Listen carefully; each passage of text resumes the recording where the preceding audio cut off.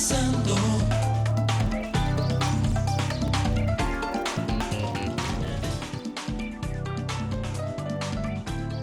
repasando,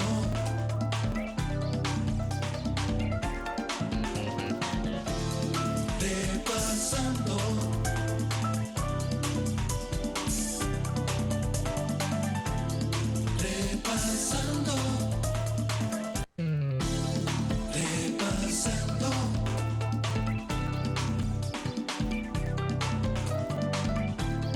repasando,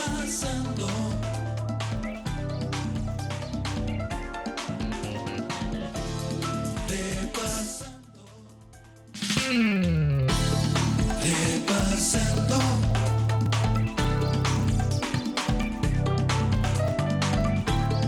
repasando, repasando. Estamos de vuelta aquí en Repasando por Teleuniverso Canal 29 y Luna TV Canal 53. Les recuerdo, repasando, domingo 7 a 9 en vivo.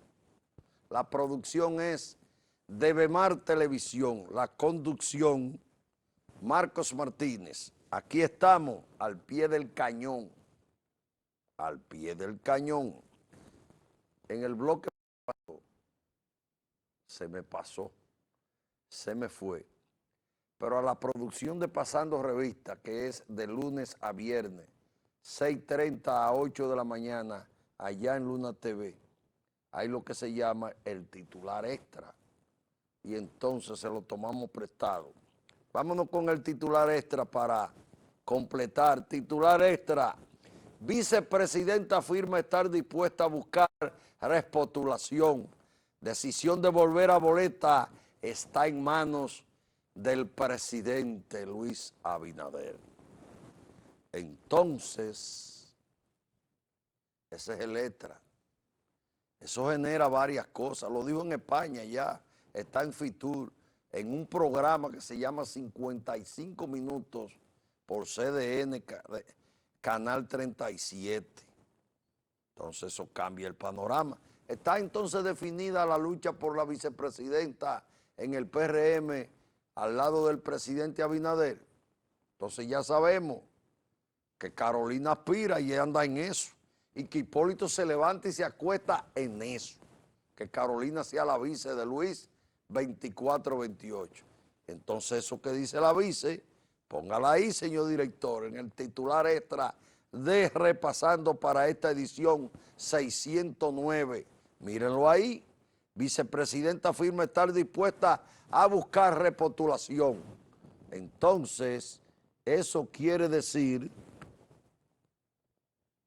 que la lucha, el pleito entre Carolina Mejía Gómez y Raquel Peña, la actual vicepresidenta y la alcaldesa del distrito. Pero fue entonces una imprudencia de la vice decir que ella aspira a la repostulación sin que el presidente haya dicho que va a la repostulación. Sabemos que va. No hay otro candidato en el PRM. Pero no ni bueno, ni regular, ni malo. No hay. Es Luis Abinader. Pero él no lo ha dicho. Él ha manejado eso a lo Balaguer. No debió la vice esperar que el presidente dijera que va para decir, y yo quiero acompañarlo nueva vez.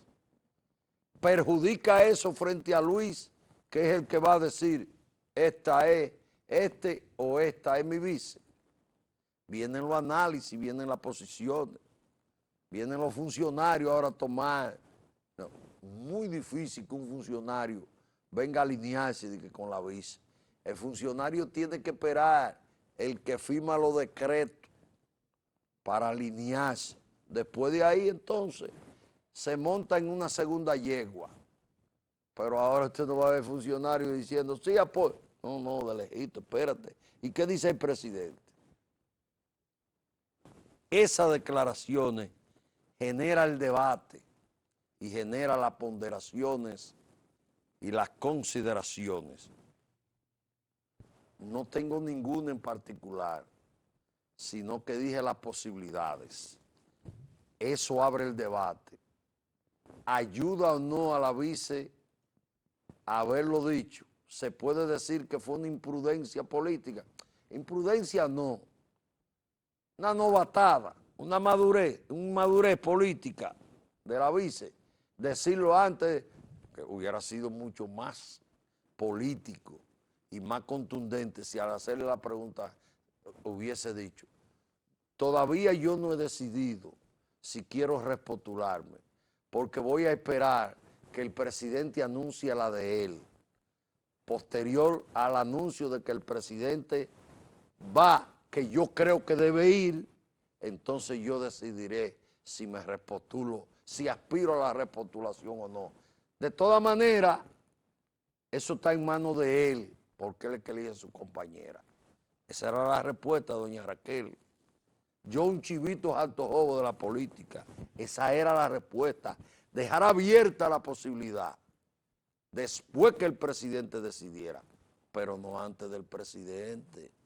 No ponga la carreta delante de los bueyes, doña Raquel, porque entonces no hay quien la ale. Pero usted, eso hay que perdonárselo, usted no es activista, usted no es una militante.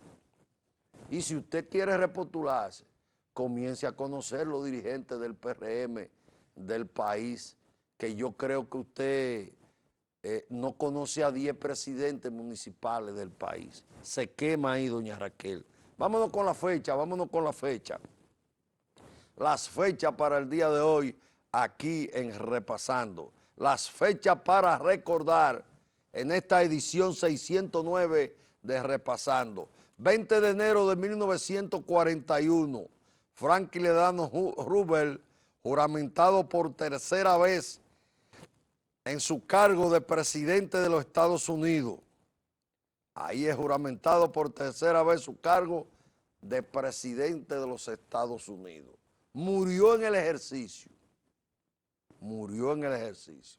siendo presidente. En su tercer mandato, creo que duró un año y algo. Vino entonces su vicepresidente y completó el mandato de uno indudablemente de los presidentes más trascendentes. Y tiene el récord, fue el que más tiempo gobernó los Estados Unidos. En 3 ocasiones fue electo democráticamente para dirigir los destinos de los Estados Unidos. Y fue el que les correspondió liderar a la nación americana en el conflicto de la Segunda Guerra Mundial. Así que ahí está. No hay duda que si en Estados Unidos usted va a decir de los que han gobernado Estados Unidos, de los que han sido presidentes desde su independencia, incluyendo a George Washington el primero. Dígame, ¿cuál es el más estadista y el más sobresaliente? Es ese que usted está viendo en pantalla. Ese es el presidente norteamericano que merece más cabalmente que usted diga estadista. Vámonos con la siguiente fecha, porque son las fechas para recordar. Ahí está. 17 de enero de 1961. Asesinato, fusilamiento a la edad de 35 años de Patricio Lumumba. Patricio Lumumba, primer ministro de julio a septiembre de 1960 de la República Democrática del Congo, líder anticolonialista que logra la independencia de Bélgica en 1960, declarado póstumamente héroe nacional en 1966. No hay dudas de que Patricio Lumumba junto a Nelson Mandela son los 2 líderes más sobresalientes del continente africano, de eso no hay duda. Una universidad en la UR, el nombre de Patricio Lumumba, en la Universidad Patricio Lumumba. La República Democrática del Congo, que luego entonces del fusilamiento de Patricio Lumumba vino Decidé Mobutu, que le cambió el nombre y le puso Zaire y declaró una dictadura férrea, asesina y saqueadora. Sí, a esa misma fue que la Fania All Star con Pacheco y Masucci le fueron a cantar y a celebrar allá por los billetes que le dio. A ese dictador fue que Mohamed Ali, Cassie Clay, fue una pelea allá donde el dictador. Luego entonces vino Kabila, Desirdet Kabila, alumno y lugarteniente de Patricio Lumumba, una guerrilla y lo derrotó. Y entonces volvió a lo que hoy es la República Democrática del Congo. A Kabila lo sustituyó Stalin Kabila, su hijo graduado de militar con honor en la URSS, pero se volvió un disparate. Pero ese no es el tema. El tema es que recordando las fechas, recordamos el asesinato vil, un 17 de enero de 1961, del héroe del Congo belga, Patricio Lumumba. Bien, señores, lo que usted sabe, Dulles, si no me recuerdo, era el jefe de la CIA y mandó un cable a la estación de la CIA en el Congo diciendo que era prioridad de la CIA asesinar a Patricio Lumumba y que esos planes para ejecutarlo, la orden, debían de comenzar de inmediato. Lo apresaron, fusilado. Así que ahí está la fecha. Vámonos con el dato ahora, vámonos con el dato. Esto es repasando, solo nosotros. Mírenlo ahí, el dato. Es simple.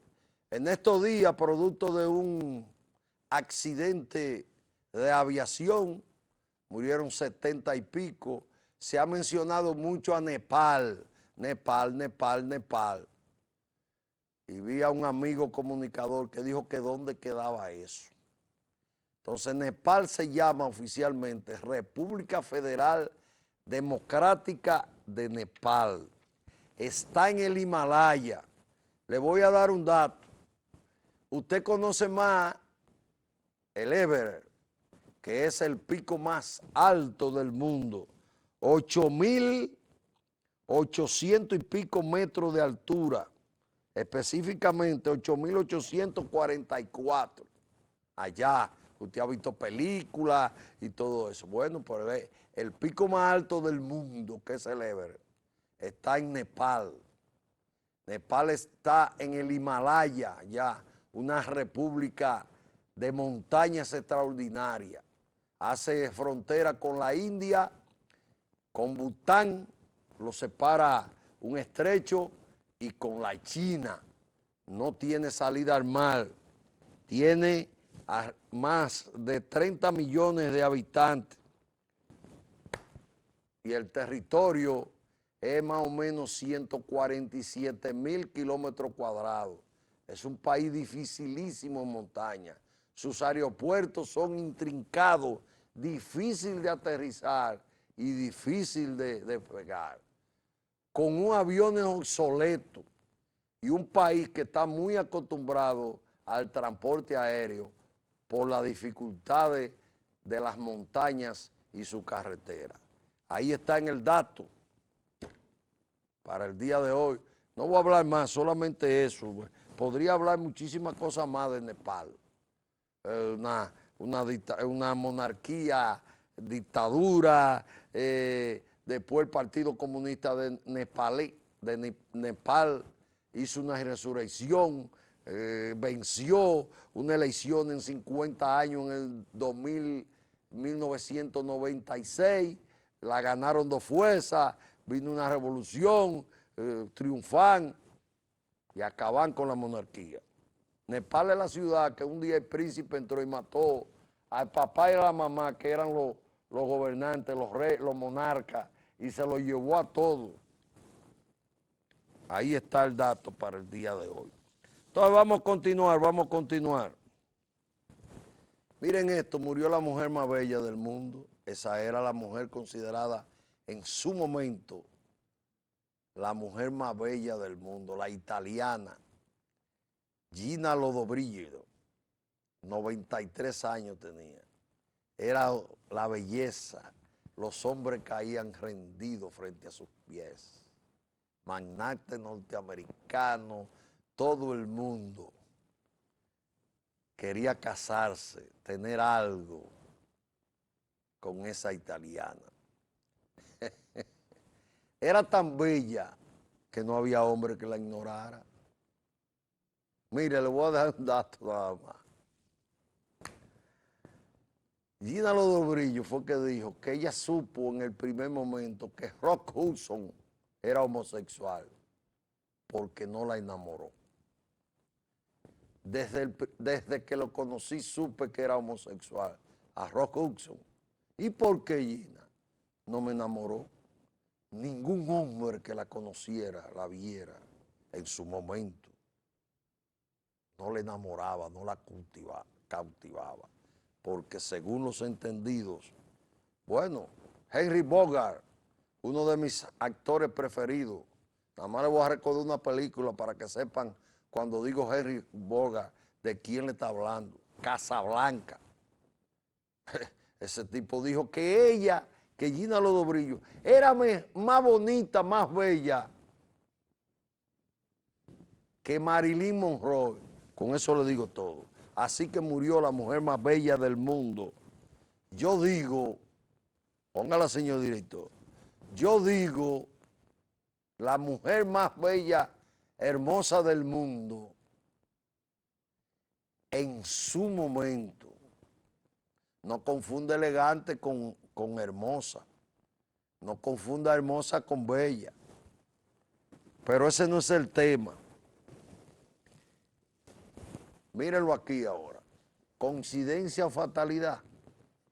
Hablando de Nepal y del accidente aéreo que aconteció en Nepal. Vámonos con eso, señor director. Coincidencia o fatalidad. La copiloto que está a la derecha murió en accidente aéreo de Nepal recientemente. Pero su marido murió también en accidente aéreo hace 16 años antes.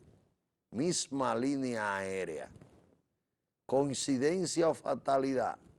Esa era la copiloto del avión que se accidentó en Nepal, que murieron 78, los tripulantes con los pasajeros. Ella era, si era la copiloto, era la segunda a bordo ahí.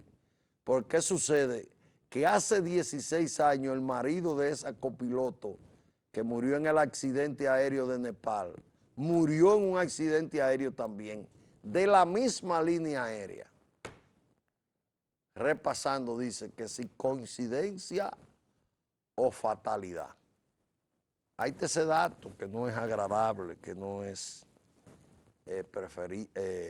deseado, pero ahí está. Solo nosotros aquí en Repasando.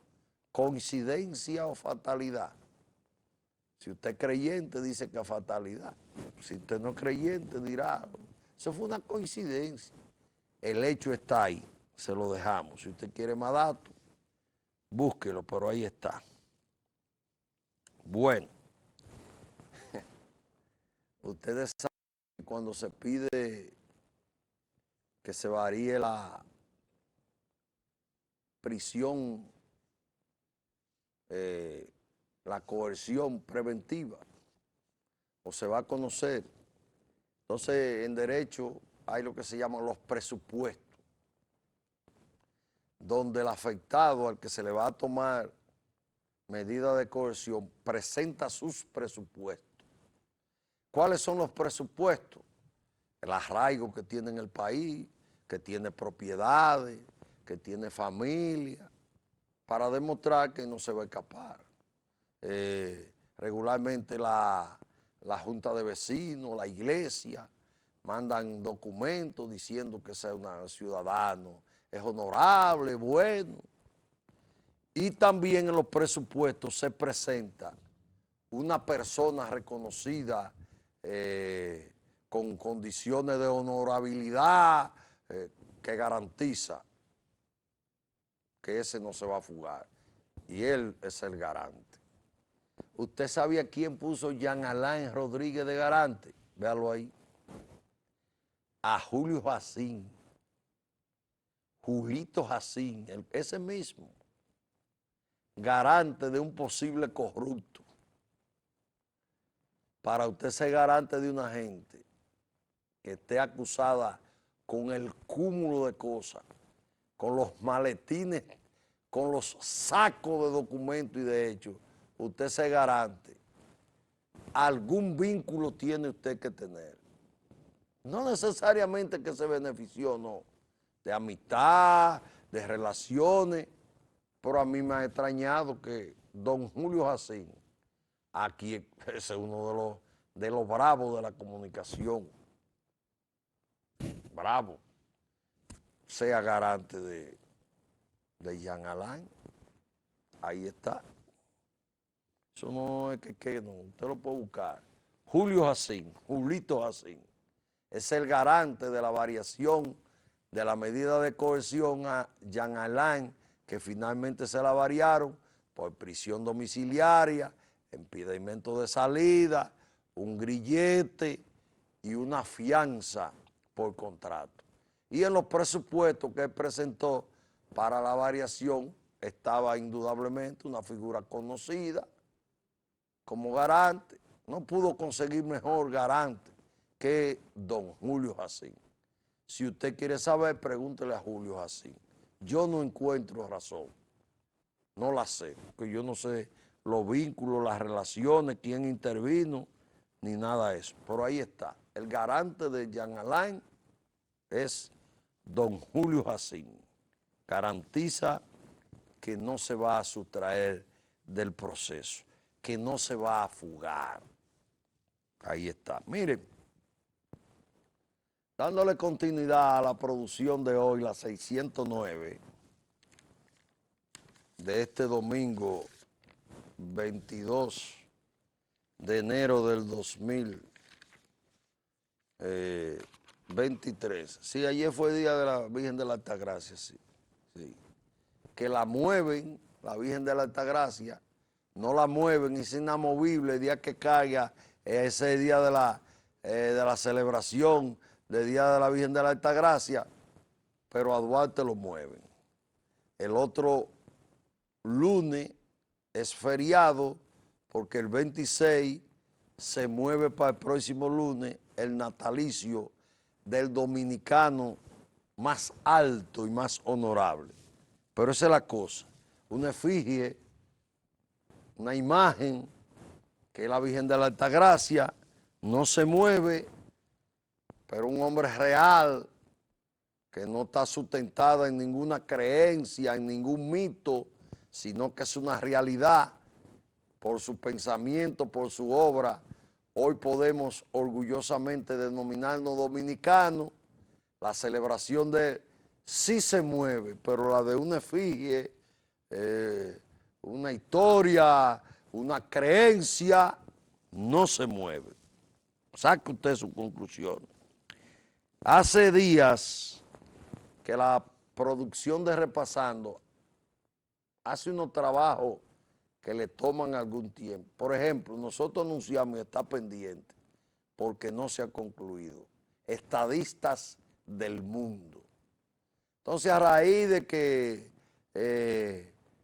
México le dio asilo a la familia del presidente derrocado de Perú, Pedro Castillo, vino Perú y declaró persona no grata al embajador mexicano, hubo un problemita ahí. Entonces, si hay un país en el mundo que tiene una tradición y una política que no cambia, que se mantiene sobre el asilo político, se llama los Estados Unidos mexicanos. No importa quién esté gobernando, ahí hay una política de Estado sobre el asilo político. Entonces, para que no tengan dudas de la trayectoria en el ámbito del asilo político, de la historia del asilo político mexicano. No importa que sea izquierdista, comunista, derechista, fascista, dictador, monarca. No. Vamos a repasar para que ustedes vean históricamente que México es coherente sobre la política de asilo político que ha tenido durante toda su trayectoria México. Vamos a repasarlo. Comencemos, señor director. Míralo ahí. Largo historial de la política de asilo político practicada por México. José Martí, 2 años en México, en 1875. Continuamos con el largo historial del asilo político en México. Víctor Raúl Haya de la Torre, el peruano, el que fundó la Alianza, el APRA, la Alianza Política Revolucionaria Americana, el APRA, en 1923 estuvo exilado en México. Allá fue que fundó el APRA, Víctor Raúl Haya de la Torre. Continuamos el largo historial político de asilo de políticos practicada por México. Mírelo ahí ahora, cuando Trotsky tiene que salir huyendo de la URSS porque Stalin lo quiere matar allá y tiene que abandonar su puesto porque era el legítimo heredero de Lenin, León Trotsky, 1937, junto a su mujer, y lo asesinan en México en 1940. Lázaro Cárdenas era el presidente de México. Llegó de la mano de Frida Kahlo y del muralista Diego Rivera. León Trotsky. Seguimos con el largo historial de la política de asilo de políticos practicada por México. Ahí está ese gran cineasta, ese fue, que luego se nacionalizó mexicano, destacado director de cine, republicano español, pierde los republicanos la guerra civil de España y Luis Buñuel se va asilado en México. Seguimos con el largo historial de la política de asilo de políticos practicada. Ahí está Luis Felipe, poeta español, 1942. Seguimos con el largo historial de la política de asilo de México. Los españoles, 25,000 españoles huyeron de España al ser derrotados por los republicanos por Franco en la guerra civil de 1930. 25,000 republicanos españoles derrotados por el dictador Franco. ¿Dónde fueron a parar? A México, en calidad de exiliados políticos. Seguimos con el largo historial de la política de asilo de México. Fidel Castro, cuando sale, que lo exoneran, le dan libertad, después que estaba condenado a 10 años por el asalto al cuartel Moncada. Él, Raúl y un grupo, junto a los sobrevivientes del asalto de Moncada, salió al exilio en 1955 con apenas 28 años. Regresó 2 años después y ahí está la historia de la Sierra Maestra. Fidel Castro junto a otros. No vaya a decir nadie que entonces, y el Che Guevara, no. El Che Guevara se une estando él en México.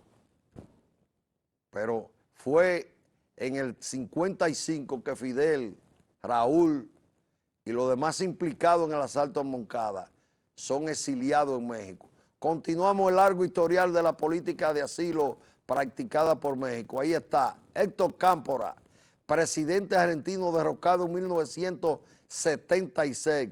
Se exilia en la embajada mexicana y duró 3 años para salir en 1979. El largo historial de la política de asilo de México, mírenlo ahí entonces, de Fidel, de Martí, de Cámpora, para Persia o Irán, el Shah de Irán, Mohamed Reza Pahlavi. En 1979 vivió varios años en Cuernavaca hasta partir a Estados Unidos. Cuando los ayatolás lo derrocan en Irán. para donde fue exiliado fue para México. Después se fue a Estados Unidos y finalmente murió en Panamá. Seguimos con el largo historial de la política de asilo de Estados Unidos. Cuando Allende se suicida, derrocan a Allende en Chile. La familia de Allende, ¿a dónde se fue? A México. Al ser derrocado Allende en 1973, su viuda Hortensia y sus hijas Isabel y Beatriz, acogida por México. Luego Beatriz se va a Cuba y se suicida allí en Cuba.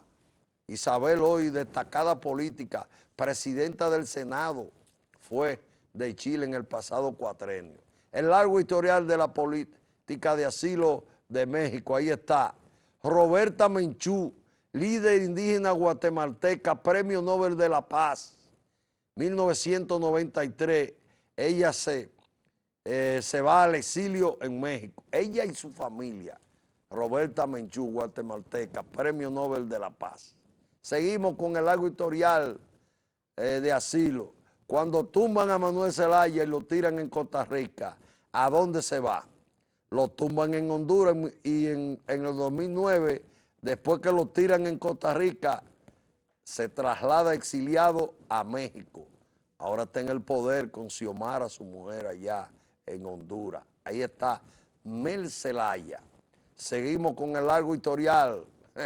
Evo Morales, lo derrocaron, se exilia el 12 de noviembre del 2019. López Obrador manda un avión militar a rescatarlo y evitar que lo fusilen. Meses después regresa triunfal a Bolivia con su partido de vuelta al poder. Evo Morales, que cuando lo tumbaron dijo, volveremos y seremos millones. Ahí está el largo historial de la política de asilo practicada por México. Y la última es la familia de Pedro Castillo, su esposa y los hijos del derrocado presidente peruano. Esos son los últimos que México ha acogido, que le ha dado asilo. Ahí fue que vino la controversia, que vino la títere que está en Perú, que México está interviniendo, ¿no? Siguió la gran tradición de política de asilo. Y esos son los últimos. Pero vamos a terminar porque también muchos dominicanos es en México que han ido a exiliarse. Maximiliano Gómez, el Moreno, fue para México, que salieron los 21 que fueron liberados producto del secuestro del coronel Crowley, encabezado por el líder del MPD, que era Maximiliano Gómez. Cuando la guerrilla del 73 de Camaño, Claudio sobrevive, va a parar a la embajada mexicana y sale para México. Se va para Cuba y después vuelve, lo atrapan otra vez para México. Ahí está. Maximiliano Gómez el 2 de abril de 70 y Claudio Camaño 1973. Así que también no es Sodono, esa es la muestra.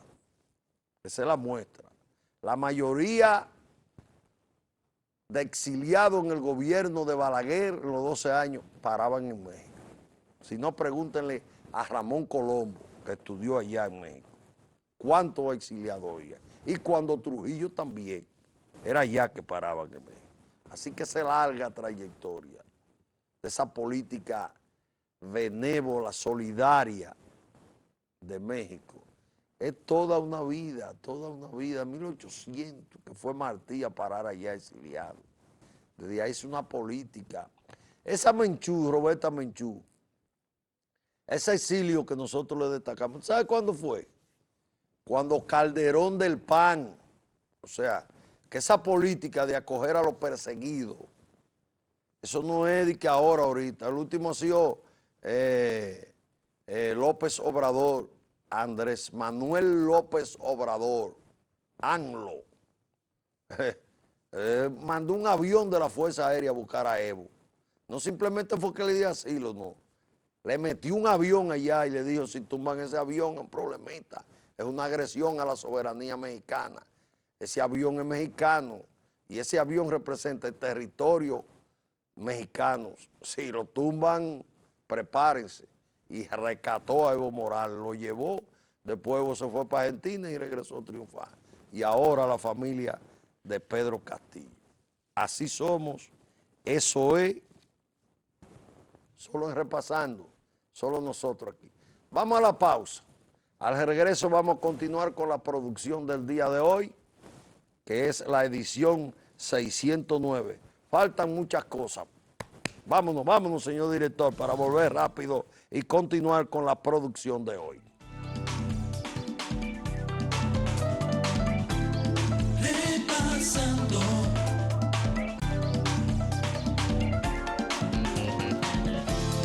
Repasando.